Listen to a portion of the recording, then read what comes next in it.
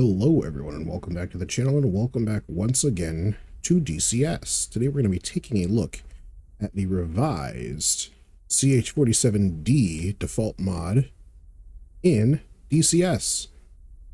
No, I'm just kidding. Anyway, we're going to be taking a look at the Echo model, obviously newly released today onto early access. Kind of a bare bones bird as of right now, but hopefully ED steps up as they historically have done in the past and gets this thing some more features to make it a little bit more usable in the day-to-day. But nonetheless, we're gonna give it the old standard sample walk around here and look at first and foremost textures, hopping inside, taking a look around the cockpit as well as the modeled cabin, which you might just be able to see in there. And then we'll do a quick startup, taxi, and takeoff. And I think that'll do it for this video. So without further ado, let's begin. All right, getting started as we always do in these videos with textures. I'm happy to report that ED has, as usual, knocked it out of the park. The textures on this rotorcraft are second to none. They are amazing. Being the D model, it is a little bit older than some of the CH-47 Chinooks you might see in an air show or something like that. But it does look dang good. I love the built-in weathering. You can really see it around the base of the pitot tubes there and a little bit on the IR warning system. Absolutely loving the attention to detail. You can see the individual pinholes on those static ports down to the main gear. In fact, let's turn off my reshade just so you guys get a better picture of what you're going to see should you choose to buy this module. Really great detail on the wheel as well as the tires. You can see individual standout lettering that's all embossed, the serial numbers. Absolutely fantastic. A little bit of tire sag as the rotorcraft is obviously sitting statically. There's our loading hook. A lot of good content hopefully to come from utilizing that loading hook. You can even see the reflection of the helipad. Now, I don't know if that's a reflection of this actual helipad here, because yeah, it's probably not, but still pretty neat nonetheless. Yeah, it's just a forward-facing sprite, but still like it. On that formation light, you got your big anti-collision light on the bottom here. Another rear hook for sling loading. I don't remember the full cargo capacity of the CH-47, but it's obviously immense. It's a twin rotor lift helicopter. Wow, look at even the not delamination, but the sort of spalling on the tires looks fantastic. Great detail on the hydraulic work. You can see the individual braids on the lines. Love that. Up into the gear well even, you can see the braiding on the lines. This aircraft isn't, or rotorcraft rather, isn't too much of a memory hog. I haven't seen massive performance hits, but when you do pair it with a more intensive map, like the Sinai map or the newly introduced Afghanistan map, it does kind of fall a little bit on its face, but that's due to the map. Oh no, my track IR again. Going for this patented sample test, we're going to go first on the outside of the turbine section, see what we can see. Not a whole lot, but we do have a modeled N1 section behind the fan, or behind this screen here, which is fantastic. A little bit of weird stuff going on there. And then in through the center section here, you can obviously see that single piece blisk at the rear. A little bit lower poly, but if what are you doing engine shots inside of there, no camera would survive. Absolutely gorgeous detail. A little pop-in reflection there. Gorgeous detail on the exhaust side of the engine. Again, there's that screen from the outside. And we see, yep, you can even see some detail on engine accessories here. Not entirely sure what component this is, but very nice nonetheless. Continuing our walk around, there's one of those IR warning devices, our rear navigation light, strobe light, and I believe this is the APU exhaust.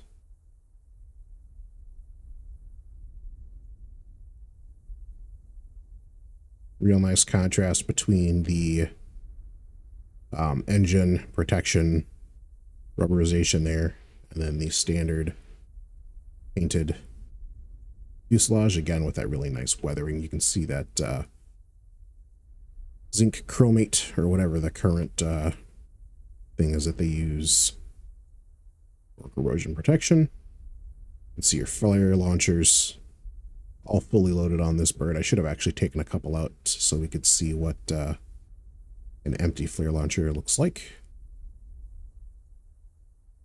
But nonetheless, very nicely modeled. Let's head to the top of the rear rotor head here. See what other details we can see. Oop. I'll call this decent enough detail on the rotor blades. They're 9 times out of 10 going to be rotating anyways, so like a detail here is not a huge loss. It's like no real textures or anything of note underneath this grate here.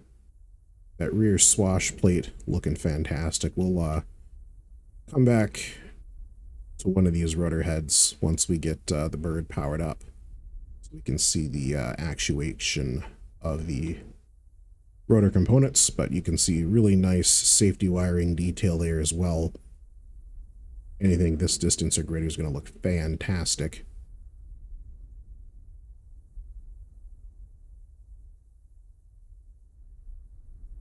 Looks like a little bit of a missing linkage right there. I'm guessing it's the same for all 3. It is. So, small detail to fix there, ED. I'm sure they'll get to it. I should point out this was provided to me by no one. It was provided to me by my bank account, which means I can be as kind or as critical as I choose when reviewing, but so far, so good. Same missing detail on the forward rotor head, kind of expected that, but all in all, relatively good detail. You've got your ADF, I believe that's either an ADF or a VOR antenna exposed to the elements. You don't normally see that. If you think of like a, it's not an ADF, it is a VOR antenna. It's like if you look under the nose cowl of most airliners, you'll see this exact antenna. But it's just underneath the nose cowl, whereas the CH-47 obviously has a lot less space for that sort of stuff. Oh, wow.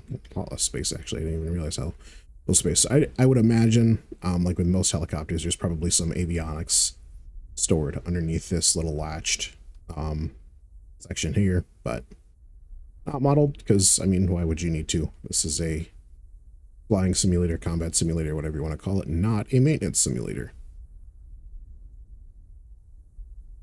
I believe these are attachment points for lifting hooks. You can lift a CH-47 with a, I believe a CH-47 can actually carry a CH-47.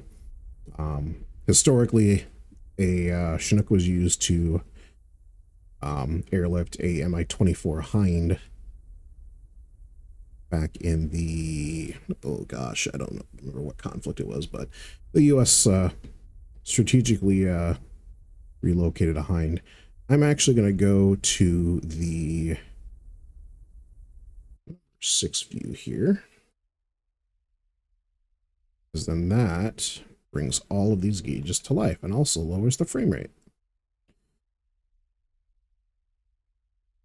So same place we were before, just more detail. It's actually rendered, that sort of thing. So you can see, I mean, everything is nicely detailed here. This is a working gate. You can control it from either the cockpit or from back here.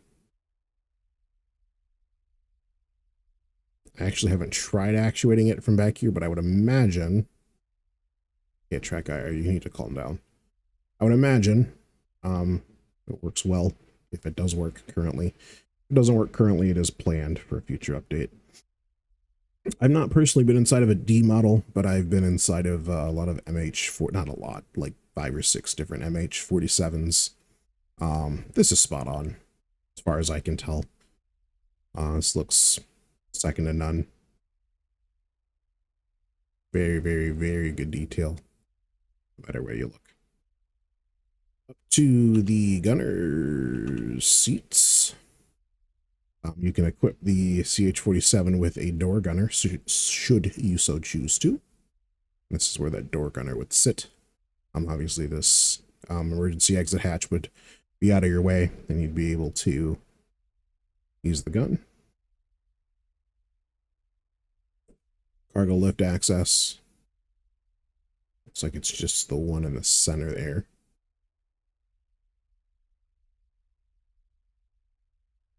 And the opposite side door gunner. This nice overhead position here that you can use to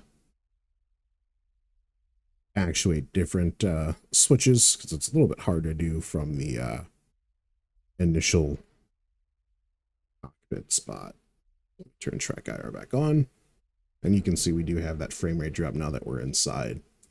But overall, real nice details. So let's go ahead and apply power, get some of these screens lit up, get some of the external lighting. We'll do another quick walk around to the outside of the aircraft, rotorcraft. I'll get that right eventually. And then we'll move into a startup. The main battery needs to come on. And we're going to set the APU to run for 3 seconds. While we're doing that, I'm going to go ahead and set our external lights. Turn on formation lights as well. And then we will go to start, Mr. APU. 4, 5.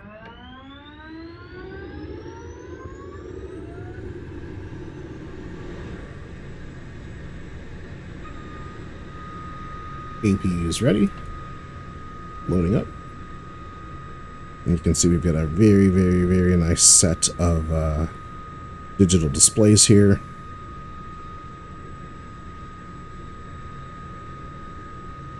Fantastic looking digital displays.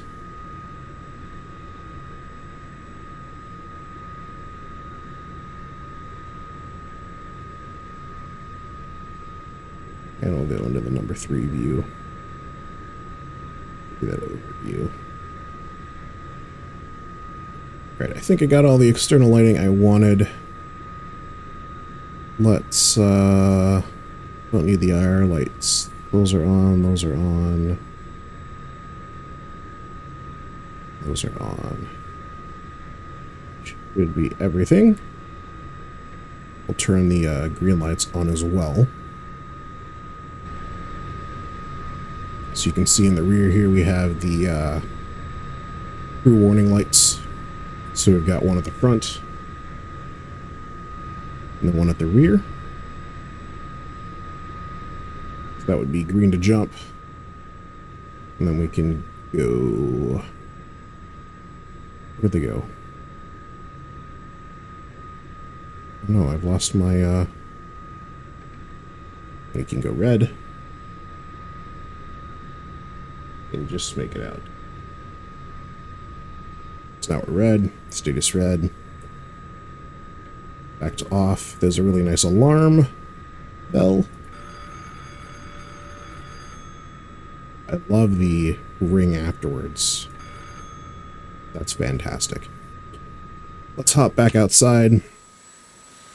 We'll take another quick walk around now that we've got some power on the aircraft. You can see those nicely lit up navigation lights. Left side. So the bottom beacon needs a little bit of placement work because it's not actually flashing to where you can see it. Well, it's not a distance issue, it's a placement issue. Another note for ED there. Let's check the top beacon. Same thing. So, The casting is fantastic on it. You just can't actually see the beacon itself flashing. Rear nav light's great. AP running. Do we get any APU exhaust? Doesn't look like it. That's okay.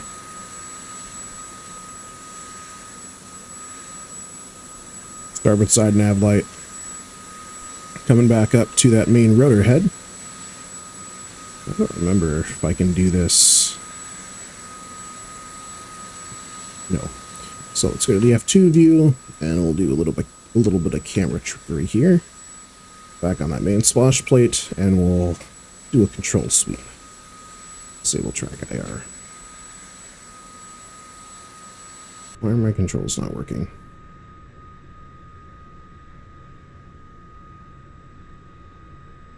Should have hydro pressure, no? Radioactive transmission. Hydraulic flight control. Okay. I missed something. Let's throw these on. Let's check that main rotor blade. Okay, so there we go. So now let's F11. Head up to that main rotor head. See if we can see any actuation. Yeah, very nice. So it looks like in addition to the missing rod there, it looks like there's a forever floating in place, I don't know what that is, nut or something, but definitely not supposed to be floating there. It is. Other than that, fantastic.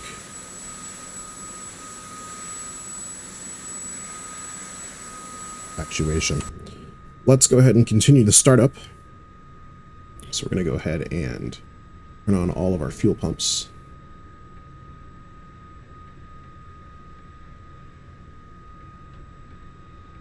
Like so. Move our condition levers into the ground idle. Off light. Go back to ground, please.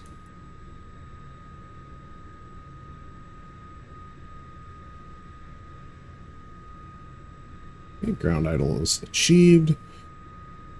Power transfer is already set. I think that's all we should need for a startup. External lighting is set. I don't think this blower is implemented, but we'll anyway. Okay, those are all fine. Those are all fine. For the reason I can't get the ePass message to go away, I've tried both configurations here, but don't seem to work, so that's okay. Let's go ahead and pull up our engine page. We'll clear that master caution just in case we have anything happen on our startup. Make sure we've got our park brake set. I think it was already set. It was. And we'll go ahead and start engine 1. 3, 4.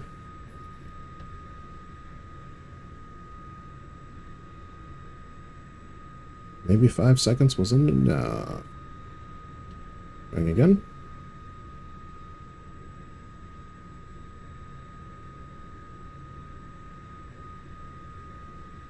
There we go.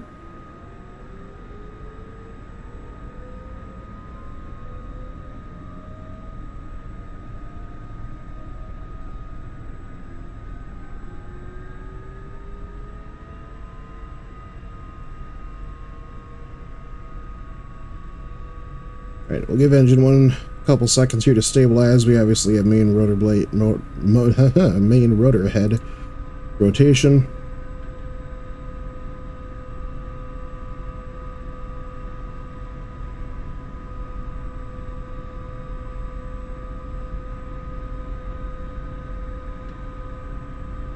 Alright, engine 1's now up and stabilized. We're going to do the same process for engine 2. Now, as I start engine 2, listen to the load on engine 1 decrease and the RPM of engine 1 will actually increase because it's no longer solely driving the rotor heads at ground idle.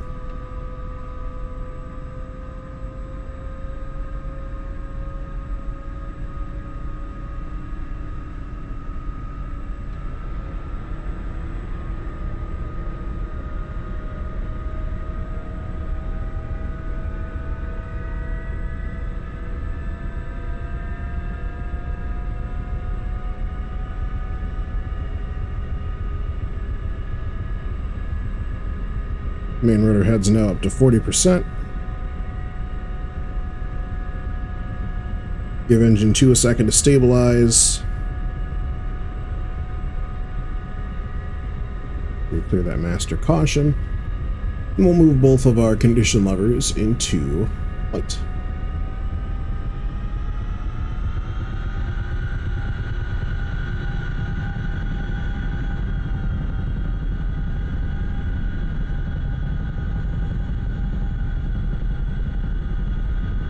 And all gauges in the green except for rotor head, it's overspeeding by 1%. That's acceptable.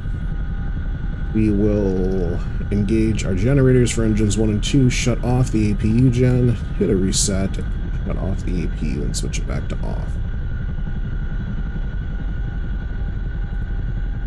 Power transfers can go off. And we'll come down to our steering. Set that to on. We'll acknowledge all these cautions and advisories. Set up our displays here as we need. Like to have the engine info here and then a larger map display there. And we should be good to taxi out and take off here.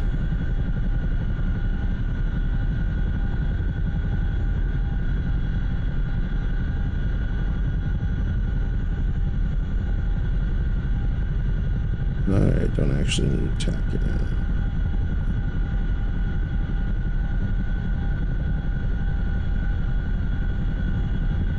Alright, stepping on the brakes. Park brake comes off. We'll add just a little bit of collective here. Not going to touch our cyclic or our anti-torque pedals. We're going to be using the steering tiller. You see that down there? The steering tiller to actuate the rear wheels. Or wheel. Maybe only one of them is powered. So, a little bit of collective. We're rolling.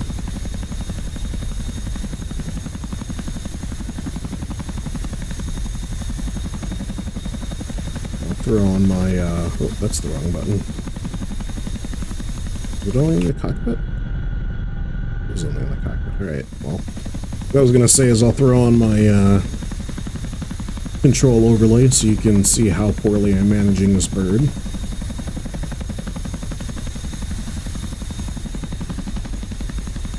Looks good, sounds good. We'll get into flight handling in a little bit here. I'm not 100% on it myself, but that could just be my inability to fly a twin rotor helicopter. I've never claimed to be a good rotorcraft pilot. Reasonable. But the CH-47 has proven to me otherwise. So, let's hop back in the cockpit. This looks like as good of a spot as any. We'll come onto this double taxi line here. And we'll perform a takeoff. Collective back to idle.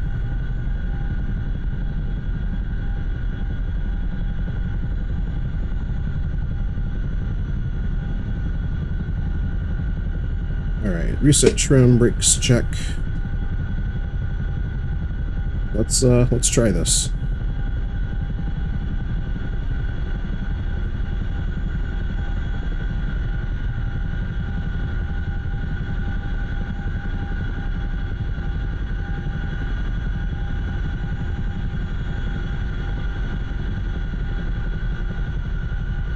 believe we are airborne.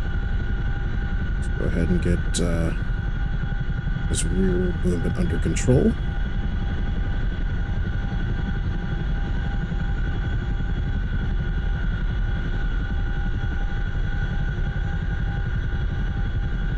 Now, I've noticed the CH-47 is, at least for me, most happy at lower speeds.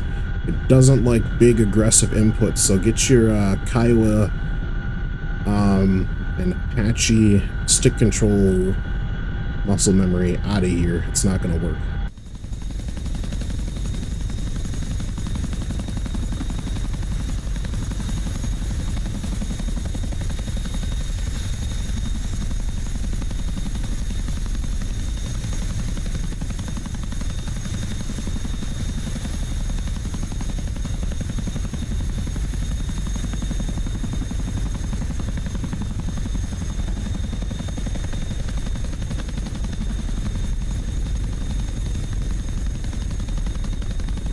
Low, gentle control inputs.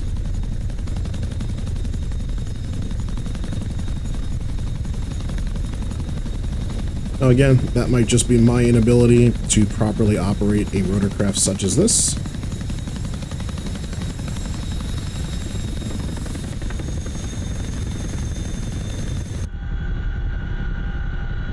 But I've definitely found that getting aggressive leads to bad times, at least for me.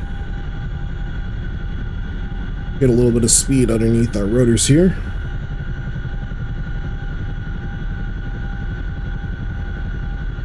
The nice thing is, being an empty bird with no cargo, I do have a lot of extra collective authority should I so need it. I don't want to need it, but I've got it in case it's there. I've also reduced the fuel to about 70% for this flight. It also doesn't help that I can't see my vertical speed indicator because it's blocked by a microphone. For your listening benefit or detriment, depending on how much you hate my voice.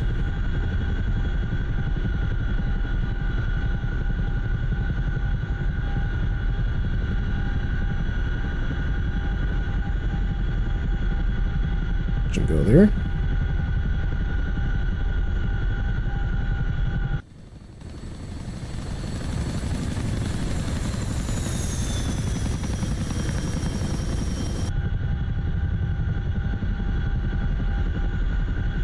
Do you love the rotor bite sound when you load up the rotors? Those tips biting into the air.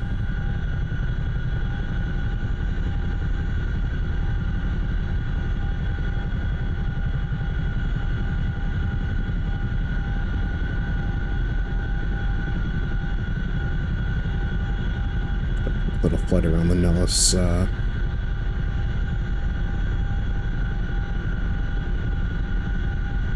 I haven't put in any trim yet. I'm just counteracting my forces as I need to, especially with helicopters in general. I mean, trimming obviously will help reduce user fatigue, pilot fatigue, I should say. But with helicopters, you're always going to be constantly making adjustments anyway. It's not like a aircraft where you can consistently, or easily, I should say, off your controls, you know, trim the elevators or ailerons or rudder or whatever to neutral level flight. It just doesn't happen with a helicopter, so.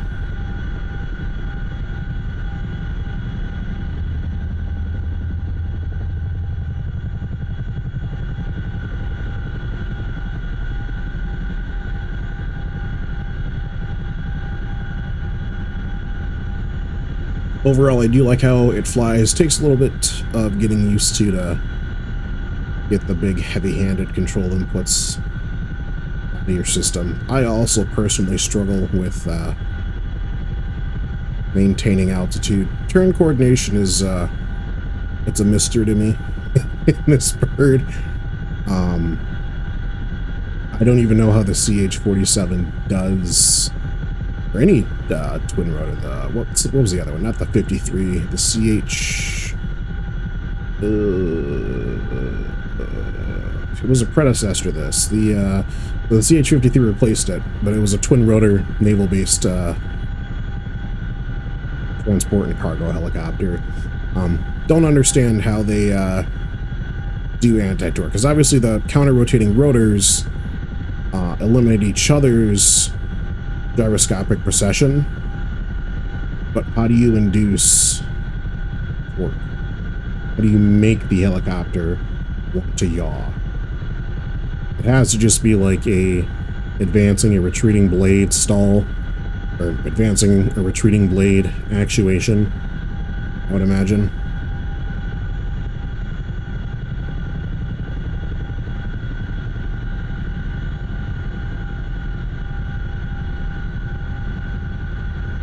I'm not 100% sure, so if you know, let me know. I'll probably have already watched a YouTube video on it by the time this comes out, but still always love to see and hear knowledge from other aviation aficionados. Fun story, one of the vendors for the place that I work at actually used to be he wasn't a maintainer. Yeah, he was a maintainer for previously F-16s, now F-35s at a local Air Force base that I grew up around, and he gifted. Never mind. Yeah, never mind. He gave me something neat. Nothing lethal, but something neat that I think technically only family members are supposed to get, and I'm technically not family, so we'll leave it alone. Anyway,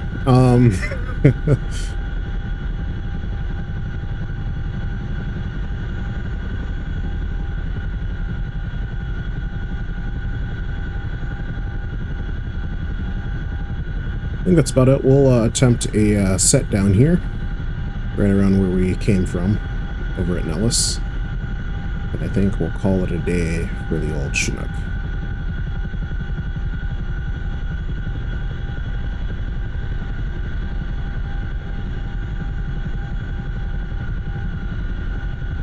Keep getting fuel quantity failures. I don't know if that's because I have the crossfeed open still, or what's going on with that, but there's definitely enough fuel in this bird to sustain quite some time.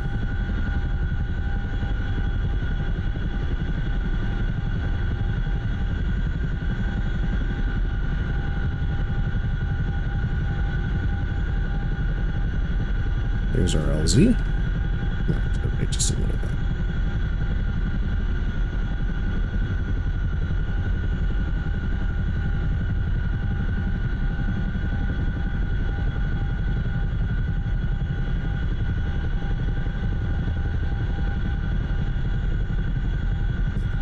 Just a little bit here, we'll get turned around facing into the wind.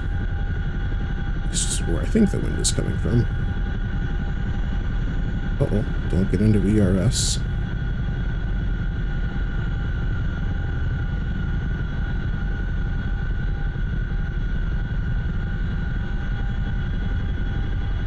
I wonder, so vortex ring state is like deadly for helicopters, right? Does it matter to something with as much, I guess, rotor authority as a Chinook? Like, yeah, if you get into VRS, it'll, you know, it's like not good, but it's not like, oh, we're crashing and dying. I have no idea.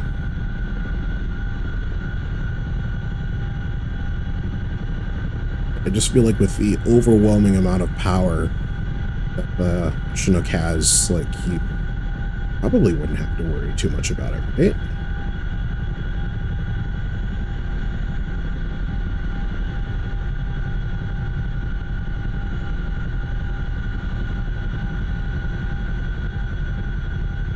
Trying for a little bit of a hover here. It's not working too well. Yeah, we're drifting.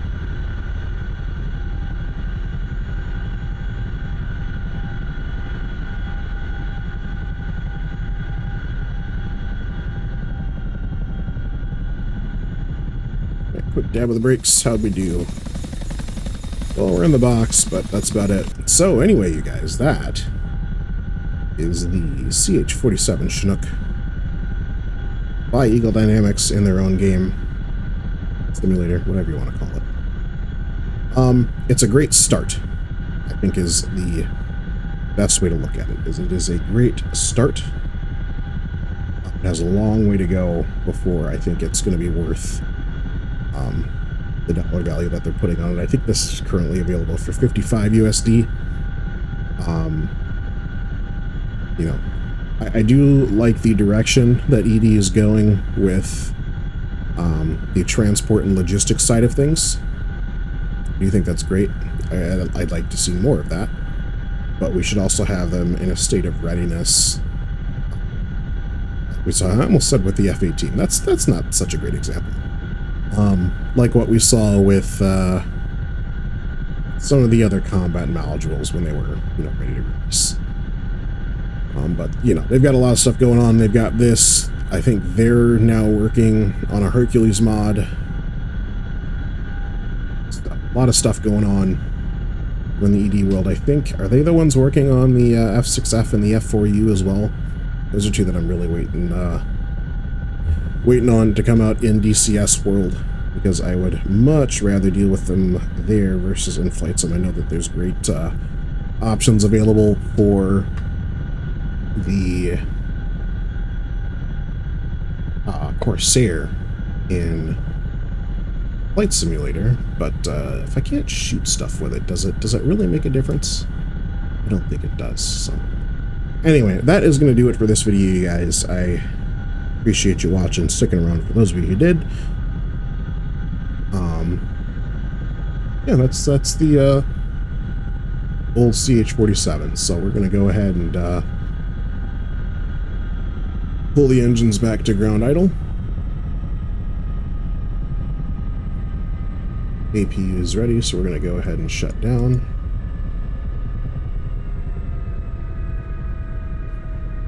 And call it a day.